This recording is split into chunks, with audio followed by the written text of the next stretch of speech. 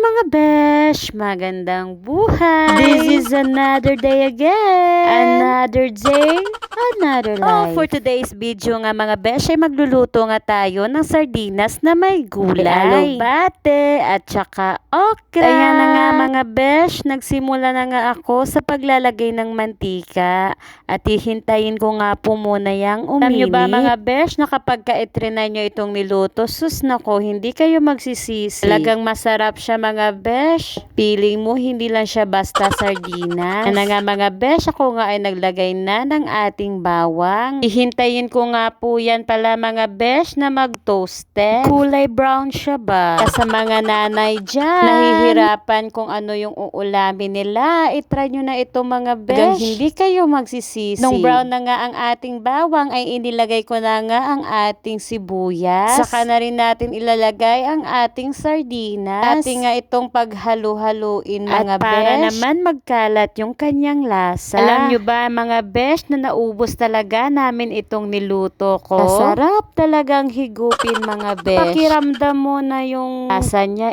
fresh na fresh. Ayan na nga mga besh, naglagay na nga ako ng ating sabaw. Saka nilagyan ko na rin ng paminta. Paminta nga niyan namin mga besh ay galing pa yung Bicol, bigay ni Ate na hanggang ngayon is ginagamit pa rin namin. Kaya na nga rin po pala ako dyan ng bitchin saka magic sarap. Saka nilagyan ko na nga rin ng asin para naman mas malasya na siya. Akin nga pong tatakpan mga besh. Hihintayin ko nga po yan na kumulo. Saka ko siya bubuksan. Lalagay natin yung sili. Sabay ng ating okra. At hihintayin ko nga po pala yan mga besh na kumulo ulit. Pagka kumulo ulit mga besh ay ilalagay na natin ang ating alugbati. O diba mga besh, nakapakasimpleng luto lang po talaga ito. Pero masarap siya kapag niluto mo ng may pagmamahal. Ay wow ha, sa pagmamahal. Atin nga lang po yan paghalo-haluin mga besh. Ano pang hinihintay nyo mga besh? Kung may sardinas kayo dyan, gawin nyo na ito. Kasi for sure talaga mga besh ay hindi nga kayo magsisisi. Nyo kainin yung sardinas na basta sardinas lang. Dapat gawin nyo ito para at least bawasan yung mga chemical ba. Keme,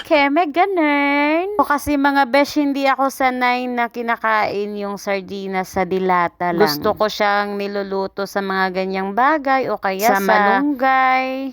Basta gusto ko yung may dahon-dahon. Ayan na nga po mga besh. Luto na nga po ang ating sardinas na mas pinasarap. Irene Orayan, your beshi. Yum yan mga besh. Hanggang dito na nga lang po mga besh for today's video. Thank you for watching. Don't forget to like and share.